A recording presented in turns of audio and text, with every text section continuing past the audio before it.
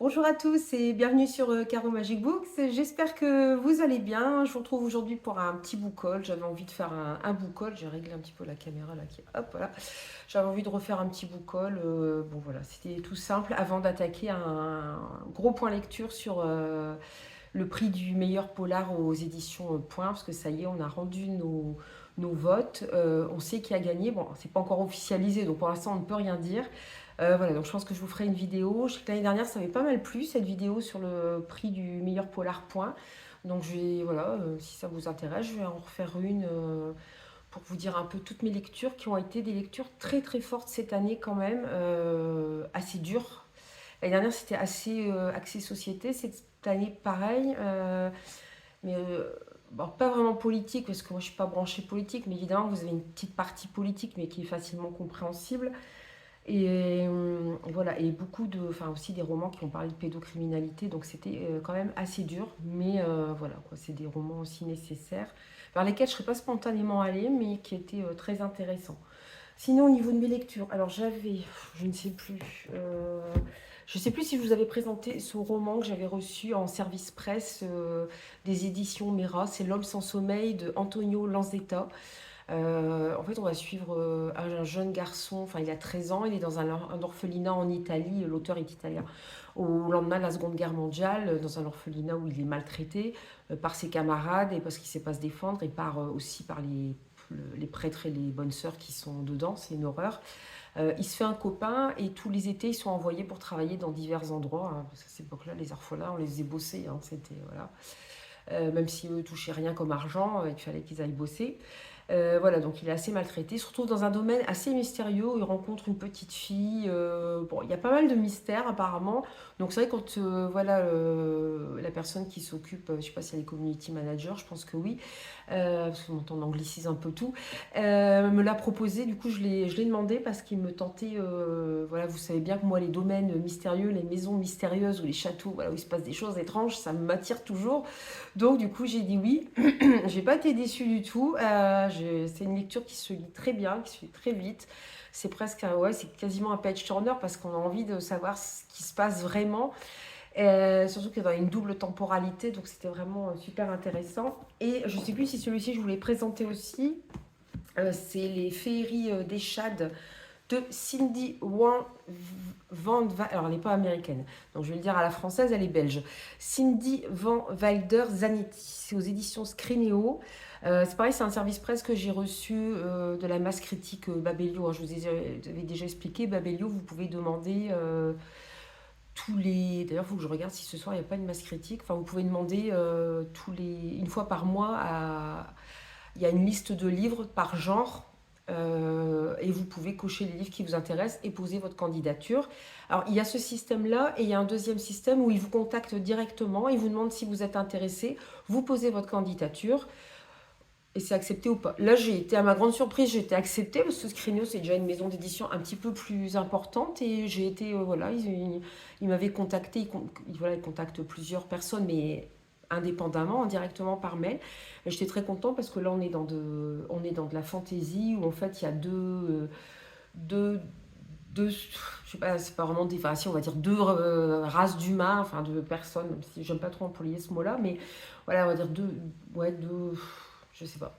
C'est les arcanes et les écharis, alors ça reste des humains des deux côtés. Les arcanes utilisent plutôt la magie, hein, c'est un peu en référence aussi au tarot, les arcanes du tarot, à la magie, la sorcellerie, et les écharis qui sont plus à utiliser la technologie qui n'ont pas de pouvoir magique. C'est un roman inclusif, donc il y a un personnage non genré dedans. D'une part, je l'ai commencé, mais j'ai pas lu grand chose, hein. J'ai dû lire quoi. J'ai commencé hier soir, mais je m'endormis hier soir. J'ai lu une trentaine de pages. Par contre, le personnage, on suit deux sœurs au départ, et il y en a une qui a. Ne rigolez pas quand je vais vous dire ça. Qui a une barbe en fait. Alors je ne pense pas que ce soit le personnage non genré. Je pense qu'on est plutôt dans, vous savez, ces gens qu'on qualifiait de monstres autrefois, on les mettait dans des cirques, voilà, notamment les femmes à barbe. En fait, c'est des femmes qui avaient une forte pilosité, voilà quoi. Voilà, donc je pense que c'est ce qu'a l'héroïne. Donc elle est un peu considérée comme un monstre. Même si c'est une fille, elle a une barbe, donc elle, sa barbe, ça lui pose pas de problème. Dans son monde à elle, c'est accepté, mais c'est pas accepté par l'autre groupe d'humains. Donc voilà, donc j'ai vraiment pas lu grand-chose à voir. Je crois que Cindy Van Wilder, c'est elle qui a écrit Les Outrepasseurs, je suis en train de regarder. Oui, c'est ça. Alors c'était Cindy Van Wilder, mais il n'y avait pas Zanetti. Je ne sais pas si c'est suite à un Pax ou un mariage, j'en sais rien. Elle a écrit d'autres romans, mais en fait, j'avais pas capté que c'est elle qui avait écrit Les Outrepasseurs, que je n'ai toujours pas lu, mais bon.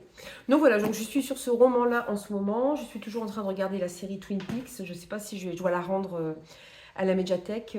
Je pense que j'aurai pas le temps de la finir, malheureusement.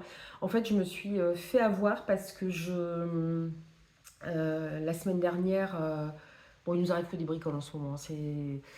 Je pense que c'est un peu le cas de tout le monde en ce moment, c'est un peu compliqué. J'ai eu un repas de famille dimanche, il y avait plein de gens malades qui ne sont pas venus. Mais voilà, j'ai un de mes loulous qui a été bien scotché par la grippe. Moi, je l'ai chopé aussi. Et par-dessus, j'ai chopé une otite. J'avoue que je suis restée un peu. Je me suis réveillée, j'avais mal à l'oreille. Enfin, il était à peine 4 heures du matin. J'ai mal à l'oreille. Je dis à mon mari, c'est possible d'avoir une otite parce que je l'ai réveillée, du coup, en même temps, quoi, en me levant. Chez les adultes, il dit, je sais pas. Puis effectivement, j'avais bien une otite. Alors après, on ne sait pas trop si c'est un virus ou si ça peut être donné par plusieurs choses, par un choc. Alors je ne me rappelle pas avoir pris un choc dans la tête, à moins que j'ai fait une commotion que je ne m'en souvienne pas, mais je ne pense pas quand même. Par contre, c'est vrai qu'il y a une fois, j'avais ouvert les carreaux de ma fenêtre en conduisant, parce que pour tout vous dire, j'étais prise dans les embouteillages avec les agriculteurs qui bloquaient la route, et ça a été une horreur, ça a été un véritable calvaire pour aller bosser. En fait, là, depuis 3 semaines, c'est un calvaire pour aller bosser. C'est-à-dire que j'ai eu la neige, encore, ça n'a pas été le pire. Donc, il y a un jour où j'ai pas pu aller bosser, donc j'ai des heures à récupérer. Je devais récupérer mes heures. Je me suis retrouvée bloquée par les agriculteurs. Enfin bref, au lieu de mettre 40-45 minutes à faire la route, ou 1 heure maxi, quand il y a des embouteillages, je me suis tapée à chaque fois entre 4 heures pour faire l'aller-retour, quoi, pour revenir. Enfin, je ras-le-bol. Et la semaine dernière, j'y suis allée. Je pars mercredi. Bon, il n'y a pas d'agriculteur, ça va aller. Puis alors, ça a commencé à bouchonner. J'ai dit, bah, qu'est-ce qui se passe? Et en fait, il y a eu un gros accident. Alors, apparemment, il n'y a pas eu de blessés graves, parce qu'il y avait quand même un car scolaire avec des enfants qui étaient impliqués dans l'accident, avec un camion et 2 voitures. Donc, bon. En même temps, vous relativisez, parce que vous dites, ah, il y a des enfants, il n'y a pas de blessés graves. Mais j'ai mis 2 heures pour arriver au boulot. Et puis après, bah, le reste de la semaine, voilà, avec mon loulou qui a été malade, moi qui n'étais pas bien du tout jeudi, j'avais mal à l'oreille. Bon, voilà, du coup, enfin, je récupère des heures, parce que le travail, bon, j'y retourne demain, je sens que ça va s'être accumulé. Mais bon, là, je discutais, on était voilà, en repas de famille, mais bon, on a tous un peu le même problème, c'est pas mal d'enfants malades en ce moment, et c'est vrai, bah, du coup, il faut bien rester à la maison, faut bien... Et du coup, c'est vrai que bah, derrière, le boulot s'accumule un petit peu. Et puis notre chaudière nous a lâchés, hein, histoire de continuer dans les emmerdes matérielles. Voilà, là, c'est après la voiture, la chaudière là, nous a définitivement lâchés. Là, le chauffagiste est repassé encore une fois. Et ben, il nous avait envoyé un devis, il nous avait dit elle va finir par lâcher. Il nous a envoyé le devis dimanche et il est repassé là aujourd'hui, on est mardi. La chaudière est en panne depuis hier. Donc heureusement pour nous, on a une cheminée, mais là, ça commence à être compliqué de tout chauffer même avec la cheminée. Et puis surtout, bah, là, on n'a plus d'eau chaude. Donc, il va essayer d'intervenir au plus vite. De toute façon, on avait dit, bon, c'est bon, on signe le devis parce qu'on s'attendait à... Moi, je m'attendais au double de ça. Donc, mais il faut quand même payer cette fichue chaudière. Bon, en même temps, elle a plus de 10 ans. Alors, oui, elle va avoir même bientôt 15... Elle aurait eu bientôt 15 ans. Donc, bon, bah voilà, quoi. Mais il y en a un petit peu marre, là. Donc là, j'ai mon loulou qui est reparti à l'école, mais il n'est pas très vaillant. Alors la semaine dernière, il est allé que lundi à l'école. Le reste de la semaine, il est resté à la maison et puis, je veux dire, affalé dans le fauteuil, quoi. Il n'a pas fait grand-chose. Là, il a repris. Hier soir, il nous a refait un petit peu de température. On se dit, mais c'est pas possible, quoi. Enfin, donc, je sais pas. On va bien voir ce soir comment il se sent. Puis on verra. Voilà, on va régler les problèmes un par un et jour après jour et petit à petit. Demain, je prends la route pour aller au boulot. Souhaitez-moi bonne chance que je me retrouve pas encore une fois coincée, je sais pas où. Enfin bref, donc je vais vous parler, bon, j'avais beaucoup de livres à vous présenter, je sais pas, j'en ai oublié ou pas, je sais pas, bon bref. Je vais vous présenter, donc j'avais eu les féeries des Shad, donc en masse critique Babelio, mais par mail, j'irai personnalisé. Et j'en ai reçu un aussi de la masse critique Babelio du mois de janvier, avec le petit marque-page. Celui-là, en fait j'en avais entendu parler peu de temps auparavant. Et j'ai dit, bon sang, le pitch, il est très spécial. C'est dans le ventre de Clara de Régis Geoffrey aux éditions Récamier. En fait, la fameuse Clara dont on va parler, c'est Clara Hitler, la mère de Hitler. Donc elle est enceinte voilà, de ce cher Adolphe. Et en fait, bon, après, c'est romancé, hein, c'est de la fiction, parce que historiquement, on sait que Hitler n'a pas eu une enfance pourrie, hein, je veux dire, il n'a pas été malmené par sa mère ni ses parents, enfin, il a eu une belle enfance. Donc sa mère lui porte de l'amour, mais apparemment elle a des flashs aussi de ce qu'il va devenir. Bon, ça évidemment c'est de la fiction, hein. Normalement on n'a pas de flash. Perso, j'en ai pas eu quand j'étais enceinte. Je ne demande pas à en avoir non plus. Il y a des choses qu'on préfère ne pas savoir. Donc voilà, j'ai trouvé le pitch super intéressant. Je me suis dit, oh là, la mère d'Hitler, je ne sais pas comment Régis Geoffrey va tourner ça. J'avoue que je suis très curieuse de savoir. De toute façon, vous aurez mon retour sur Instagram et sur YouTube, puisque voilà, c'est des livres, c'est des services presse.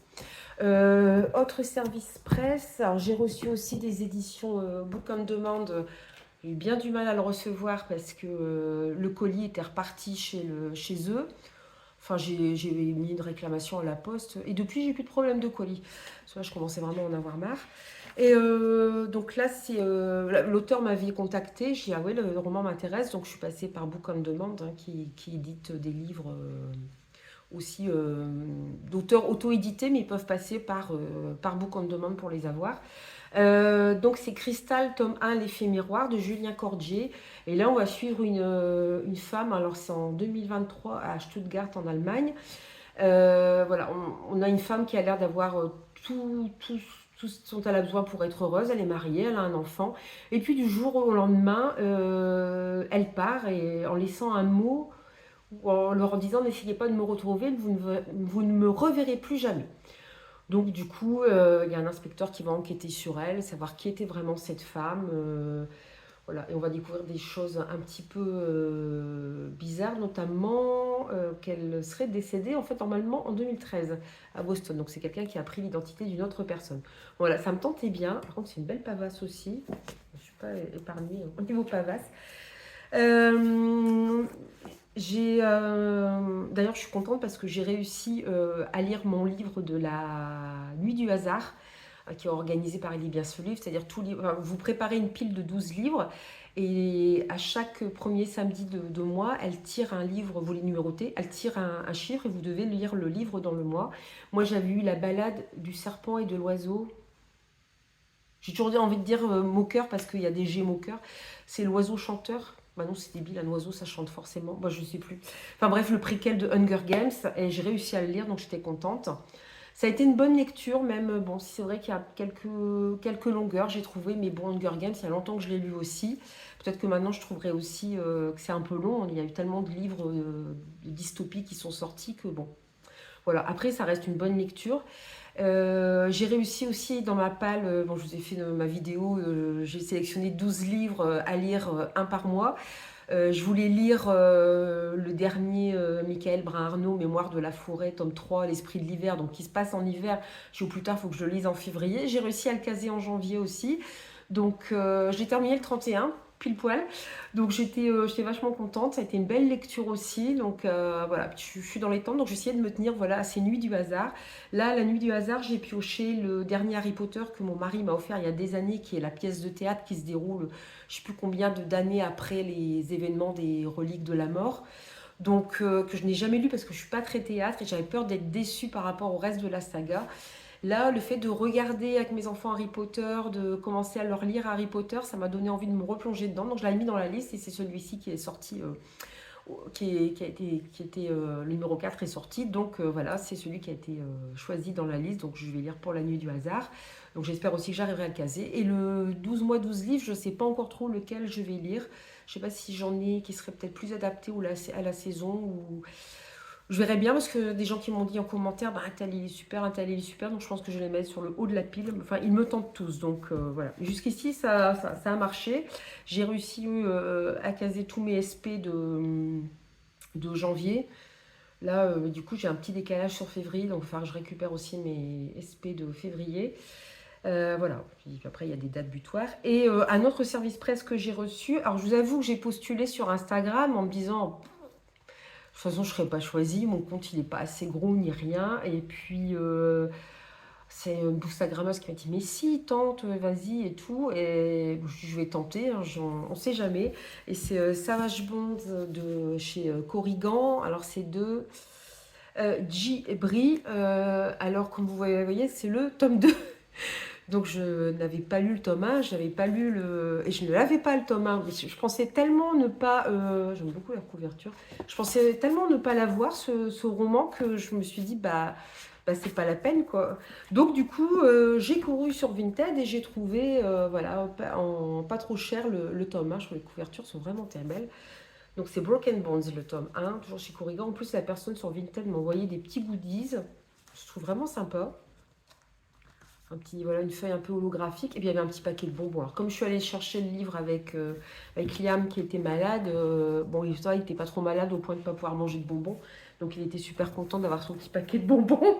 Évidemment, le paquet de bonbons est vite passé à la trappe. Ensuite, je vais essayer de vous montrer les livres que j'ai achetés, parce qu'il y en a encore du mois de novembre, décembre que j'ai acheté, que je ne vous ai pas encore montré.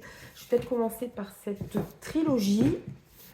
Oui, il faut que je range avant mes livres, c'est une horreur. Si vous entendez tout tomber, c'est normal, il y en a plein la table.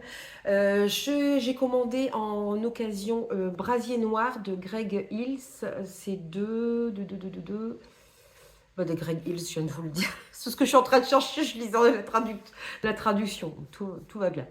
Voilà, j'en ai beaucoup entendu parler sur la chaîne de Séverine, il est bien ce livre. Comme c'est des grosses pavasses, je me suis dit je vais les acheter, comme ça je pourrai les lire quand je veux. Alors le deuxième, je ne sais plus si c'est le sang du Mississippi. Par contre, voilà, les deux autres étaient en poche, ils n'étaient pas en grand format. Et ça, c'est L'Arbre aux morts. Alors je ne sais plus lequel est le 2, lequel est le 3, du coup là c'est chez Babel. Ils sont en super état, on dirait qu'ils sont neufs. C'est dingue ces livres d'occasion qui sont neufs comme ça. On va suivre, alors on va être dans un truc assez raciste. Ancien procureur devenu maire de Natchez, Mississippi, sa ville natale, Ben Cage a appris tout ce qu'il sait de l'honneur et du devoir de son père, le docteur Tom Cage. Mais aujourd'hui, le médecin de famille respecté de tous et pilier de sa communauté est accusé du meurtre de Viola Turner, l'infirmière noire avec laquelle il travaillait dans les années 60. Ben est déterminé à sauver son père, mais Tom invoque obstinément le secret professionnel et refuse de se défendre. Son fils n'a alors d'autre choix que d'aller fouiller dans le passé du médecin. Bon, je vais peut-être pas en dire plus. Je vais pas lire les deux autres non plus parce que j'ai peur que ça spoil un petit peu trop, mais il paraît que c'est super. C'est clair, dans les années 60, dans le Mississippi, il faisait certainement pas bon être afro-américain. Alors celui-ci, je l'ai acheté d'occasion. Alors, il est un peu abîmé, du coup, je ne l'ai pas payé cher, mais par contre, comme souvent à la bibliothèque, on a des chutes de papier, on a du papier spécial pour recouvrir. J'en mettrai un petit morceau, on a des chutes pour pouvoir le récupérer. C'est le Serpent du rêve de Vonda McIntyre. C'est aux éditions Nemos, dans leurs belles éditions, pareil en hardback, que j'aime beaucoup. Je trouve vraiment, vous voyez, il est abîmé ici. Mais je vais mettre un bout de scotch, je ne l'ai pas payé cher, donc je me suis dit, tant pis. Je le savais, c'était noté. Donc, du moment que vous êtes au courant que le livre est abîmé, c'est pas trop gênant. Vous voyez, bon, il est vraiment très beau, il est en bel état, les pages n'ont rien. Oh, c'est écrit petit. Donc là, on est plus dans de la SF. Sur une planète étrange et désolée, Serpent, une guérisseuse, parcourt le désert en pratiquant son art à l'aide de 3 serpents génétiquement modifiés capables de sécréter des remèdes en guise de venin. Dans un village, alors qu'elle soigne un jeune garçon, un habitant tue le plus rare des reptiles. Mutilé dans ses capacités, Serpent doit alors se mettre en quête d'un autre serpent du rêve, de sa propre guérison comme de celle du monde. Alors, c'est bon. En fait, il y a plusieurs... Dans cette intégrale, nous regroupons l'ensemble des textes liés à l'univers des sphères. J'ai jamais lu Vonda McIntyre. Je crois que c'est... elle est décédée, oui, c'est ça, 1948-2019. Biologiste de formation. Donc, elle a reçu les prix Nebula Hugo et Locus, qui sont des prix en SF assez importants, en 78 et 79. Ouais, c'est une contemporaine de Ursula Le Guin, en fait. Ouais. Donc c'est une des pionnières, on va dire, en SF, une des femmes qui ont commencé à écrire en SF. Donc il y a le Serpent du rêve dedans, il y a Loué soit l'exil, et Cage, une nouvelle, et une postface écrite par Una McCormack, une autrice best-seller de la SF. Je ne connais pas, qui va parler de... Ah, c'est pour ça qu'il est aussi gros, donc en fait je pourrais le lire en plusieurs fois. Moi je pensais qu'il y avait que le Serpent du rêve dedans, moi c'est bien, tant mieux. Hop, essayez de pas le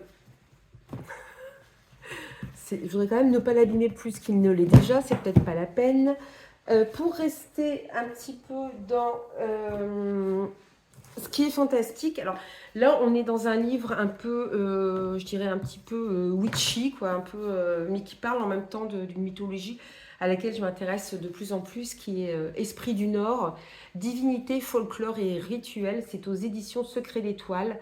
Et ça a été écrit par Santulis. Santulis, c'est son pseudonyme. Donc voilà, donc on va parler de mythologie nordique, aussi de folklore, de traditions scandinaves, de magie runique, de rituels des temps anciens. Voilà. C'est découpé à la manière d'un almanach. Elle nous dévoile les traditions, un folklore méconnu grâce à des années de recherche. Elle déconstruit les idées reçues sur cette mythologie, les erreurs véhiculées par nombre d'œuvres modernes pour mieux vous guider dans ces traditions issues des temps anciens. Donc ça doit être vachement intéressant, j'avoue que ça me... Et j'aime beaucoup Secret d'Étoile, leur façon de présenter les livres. Là c'est pareil, c'est du hardback en plus. Pareil, je l'ai trouvé d'occasion. Des fois je me dis, il faut que j'attende un petit peu. J'ai mis des livres dans ma wishlist et je me dis, attends un petit peu si tu... Sauf si vous voulez un relié collector, mais sinon ça vaut le coup d'attendre des fois un mois. Moi je vais sur des sites comme Rakuten ou Momox. Souvent vous avez, une fois que vous êtes dans le truc... vous avez une fois par mois, vous avez facilement pour tant d'euros d'achat, vous avez tant de pourcentage de réduction, ou 5 euros de moins. Alors des fois ils abusent, là, je vois c'est pour 39 euros, 5 euros de réduction. Ouais, je l'ai fait, ça commence à, je le fais plus parce que quand c'est 29 euros, je dis c'est intéressant, mais bon. Momox, il y a souvent des réductions de 10, 14, 15%. Il y a la bourse aux livres aussi, et c'est vraiment intéressant. Donc, du coup, ça permet voilà, d'avoir des livres pas trop chers, des sculptures vikings. En plus, c'est vrai qu'il y a plein de choses, je pense que ça part un petit peu dans tous les sens, la mythologie scandinave et la façon de vivre des Scandinaves ou des Vikings. Je sais qu'apparemment, moi j'adore la série Viking, mais apparemment, il y a pas, enfin, même moi, en n'étant pas une spécialiste de l'histoire viking ou scandinave, il y a des trucs, je me dis... Ouais, historiquement, je me dis à un moment, je tiquais un petit peu. Oui, c'est super beau, j'adore leur présentation, leur façon de présenter. Et effectivement, c'est pas, voilà, c'est pas très, voilà, ça correspond pas. Après, il suffit de le savoir, ça note pas le plaisir de regarder cette série. Mais voilà, donc celui-là me tentait beaucoup. En plus, la préface a été faite par... alors, j'ai très mal prononcé son nom, puisque son nom, enfin, c'est pas son vrai nom non plus, mais c'est d'origine celtique, donc celtique, gaélique, breton, gallois, c'est les mêmes racines, mais alors c'est des trucs imprononçables, très compliqués à prononcer. C'est Lyra Keoltoire, mais ça se prononce pas comme ça, que j'aime beaucoup. Et je sais qu'elle est très férue de... Voilà, c'est quelqu'un qui va très loin dans ses recherches, mais qui sait vous expliquer les choses très simplement. J'adore. Elle met ça à votre niveau, quoi.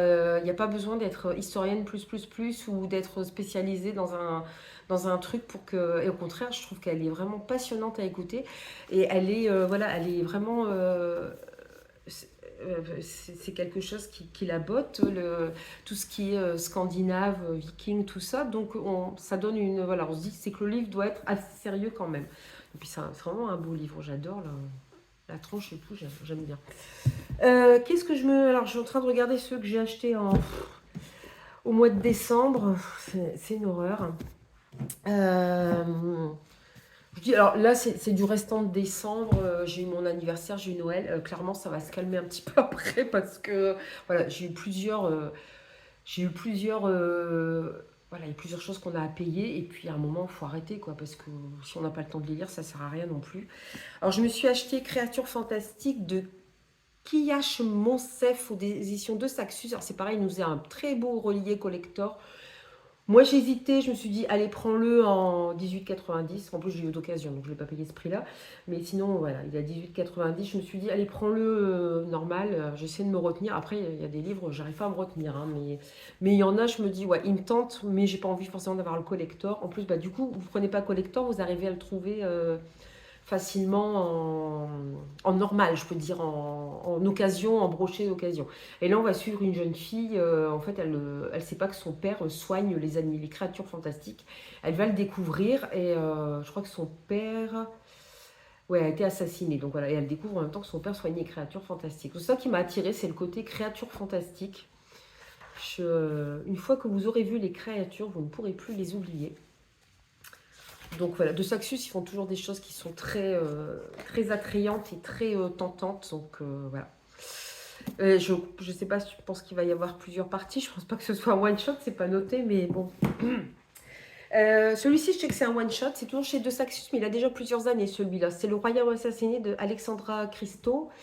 Alors là, on suit Lyra est la sirène la plus dangereuse de l'océan. Elle a déjà pris le cœur de 17 princes qui sont tombés sous son charme. Bien, c'est pas la petite sirène, le conte de la petite sirène. On s'est pas laissé faire notre petite sirène. Mais un jour, tout bascule lorsqu'elle tue l'une de ses semblables. Pour la punir, sa mère, la reine des mers, transforme Lyra en ce qu'elle déteste le plus, une humaine. Elle lui donne alors jusqu'au solstice d'hiver pour lui rapporter le cœur du prince Élian, ou bien elle restera sous cette forme pour l'éternité. Bon, ça ressemble un peu à une réécriture de la petite sirène, sauf que là, elle n'est pas amoureuse du prince. Elle doit juste le tuer, mais je pense qu'évidemment, elle va tomber amoureuse de lui. Donc, et ça, c'est un one-shot. Donc, je me dis, bon, voilà, celui-là, il est lu, il est lu. Celui-ci, je ne sais plus sur quelle chaîne j'en avais entendu parler, mais il a l'air un peu what the fuck. Et je me suis dit, ouais, allez, c'est bon, il faut que je le prenne. J'étais trop tentée.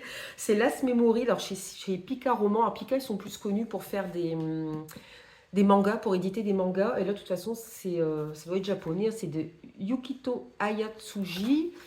Je suis toujours très bonne pour dire les noms étrangers. Moi, c'est une catastrophe. Donc, c'est bien japonais, ouais, c'est ça. Donc, ça me tentait. Je ne sais plus qu'est-ce qui en a parlé. Et ça me tentait bien. Nos pires peurs sont parfois tapies dans nos souvenirs. Été 99, Shingo Atano, étudiant en doctorat, voit sa vie basculer lorsqu'il apprend que sa mère est atteinte d'une maladie neurologique à la progression fulgurante, altérant sa mémoire.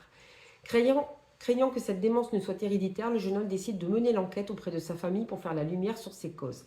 Mais tandis qu'il s'évertue à remonter le fil du passé tortueux de sa mère, d'étranges hallucinations l'assaillent. Voilà. Ah ouais, non, j'allais dire, c'est marqué que l'auteur est...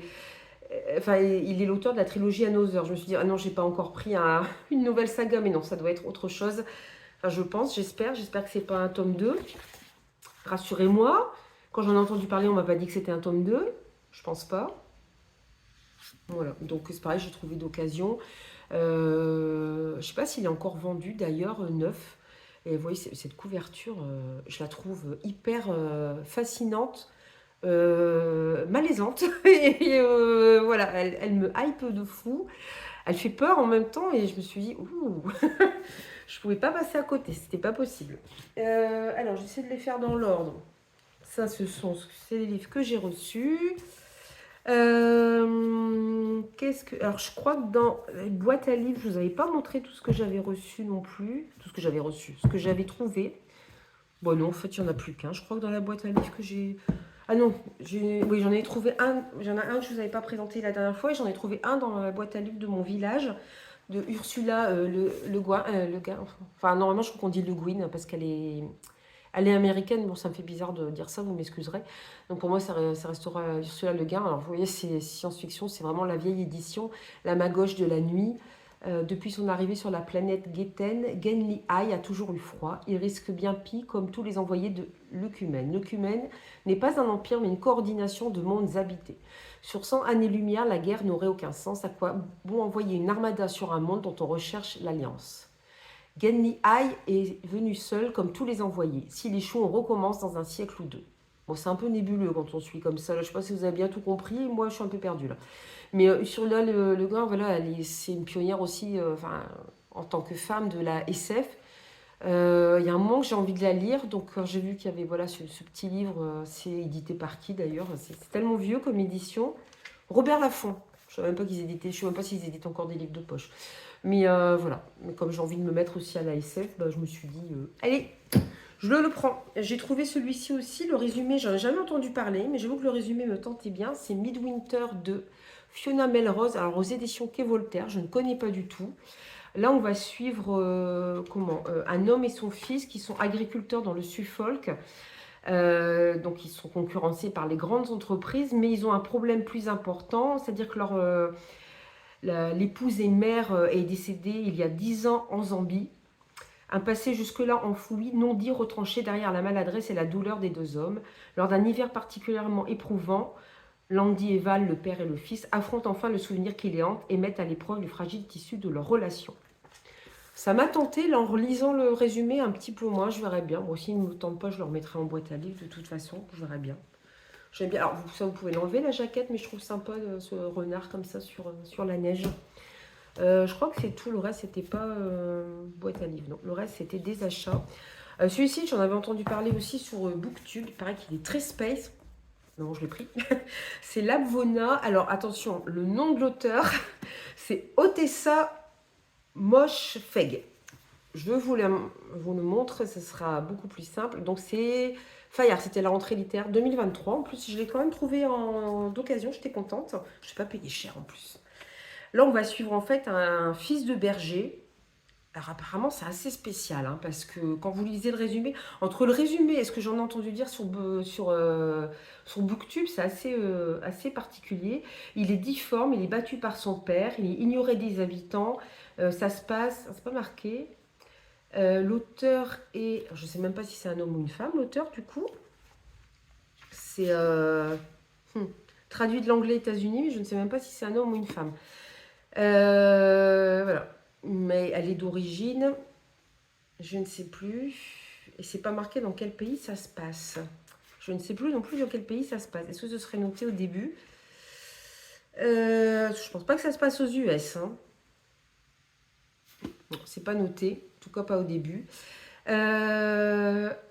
Alors, ignorer des habitants de Labvona, c'est le nom du village apparemment, ou de la région, mais je ne sais pas où ça se trouve.